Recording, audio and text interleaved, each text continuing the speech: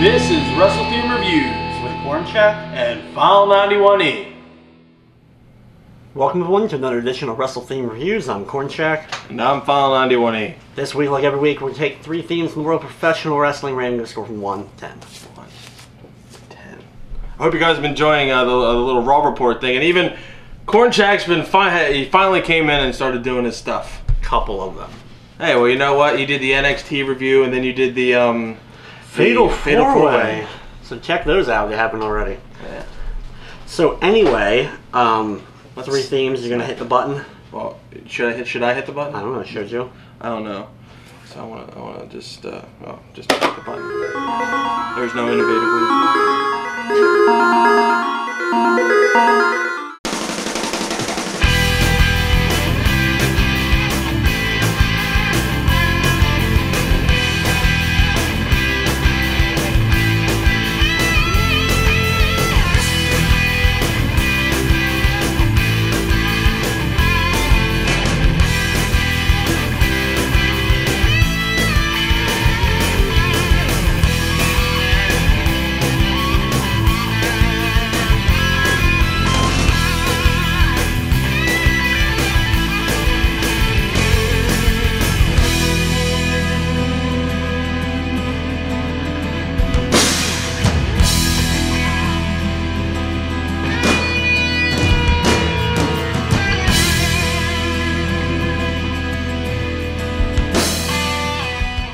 And that was Lex Luger's fourth WCW theme, the theme he had when he came back to WCW after leaving the failed Lex Express experiment in the WWF. I don't think it was failed. I believed in Lex. I was actually one of the babies that he kissed. No, you weren't. No, I wasn't. Because you would have been like 13. Pretty much. Something like that. 10, 13, something like that. Corncheck doesn't do math. No, I don't, because it's completely wrong. Way off here. Yeah, way off. Now, the point was, you're not a baby anymore. What year is this? 2013. Oh, okay. Well, we survived? No, wait, no. That means the end of the world already happened. Yes. We're done. Yeah, we made it past. You know, John Cusack saved us all. Is that what it was? John Cusack saved us.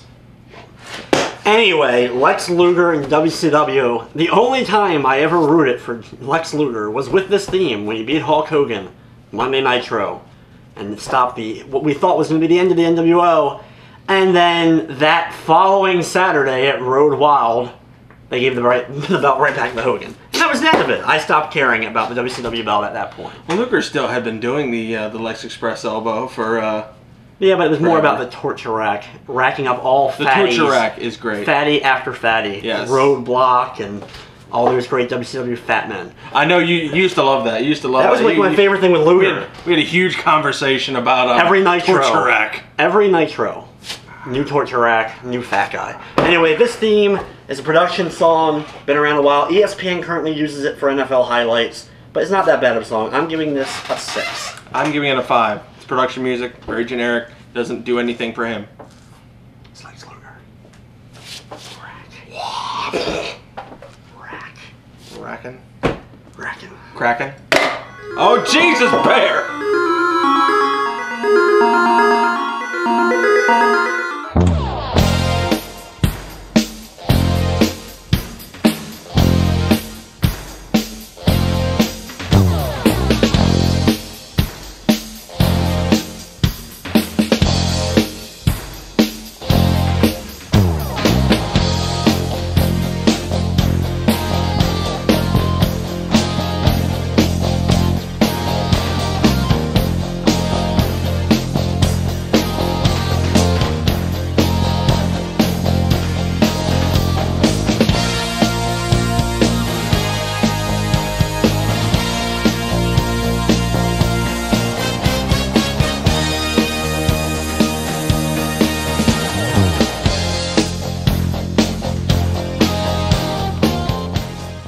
And that enthralling piece of music is Big John Studd's first, that we think, WWE theme. Yeah, this is probably, I think, only used at the Hall of Fame ceremony, because I don't think Big John Studd had a theme. Well, because he was from the era when people didn't really have themes. The first one that really had it was Hogan. Yes. So he didn't really have a theme. You know, he was honestly. It actually is funny. There still is a lot of debate on who actually had the first wrestling theme ever.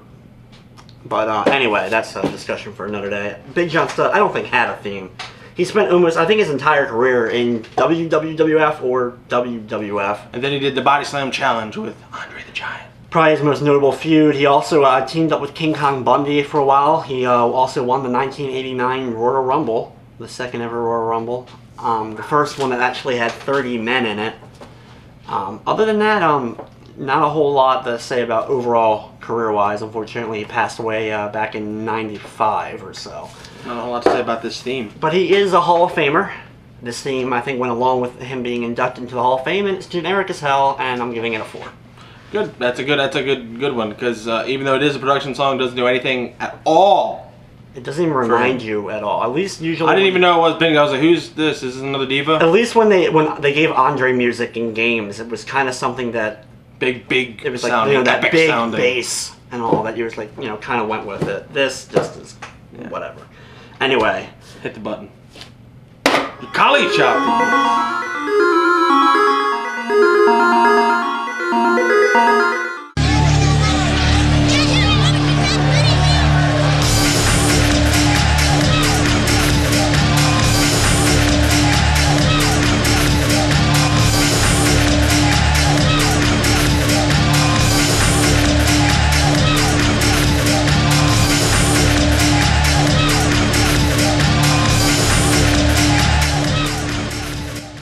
and that was the Booty Man's first and only WCW theme. Didn't we do that like one of his themes earlier, like a couple weeks ago? The Disciple. The Disciple, also known as the Zodiac Man. The man with no face. The man who got his face muffed up. The man with no name. Brutus the Barber Beefcake. Ed Leslie. Subway worker. Doing coke in the subway. I'm sorry, Ed Leslie. Of all the wrestling superstars, aside from Virgil, you might be the one that actually shows up on this show. If we were to ask you. Actually, I think we could probably book him. Sad part is, in my wrestling simulator, I almost booked him to a show. Nice. And then I realized it wasn't worth the $300 he was asking for. If that's his Gas King price, he's on the next show. He should be. I could pay that in real life just to get I him could on the do show. that. Anyway, this theme, apologize for it only being like 20 seconds long because that's all we have of the And crowd noise. Anyway, Booty Man, it was so dumb. I've been watching a lot of classic WCW. Booty Man's whole beginning in WCW when he came in was so stupid. One week he's Zodiac with the Dungeon of Doom. Next week he's fighting the Dungeon of Doom as the Booty Man. No recollection of him being the opposite guy, even though you could clearly tell. And then he was supposed to be with Hogan and Randy Savage going into the Tower of Doom match or whatever the hell it was. Worst match of 1996. He did have Kimberly. Well, and then after that, when he wasn't even in that match, a little bit later he feuded with DDP and did that whole thing with Kimberly, which had already just happened between DDP and Johnny B. Bad, which was so much better and much better well done overall. Anyway, Booty Man, his ass was pink. He wore white tights with his ass cut out, and it was pink. Yes. It was almost as good as Giant Gonzalez's furry crotch. His finisher was the high knee. Get it? Do you get it? High knee. Anyway, I can barely hear the song, but since it is kind of audible music, I am going to give it a 2.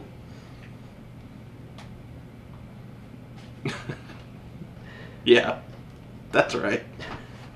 2. Sure. We'll give it a 2. Like it's at least it's not toilet flushing Teal Hopper.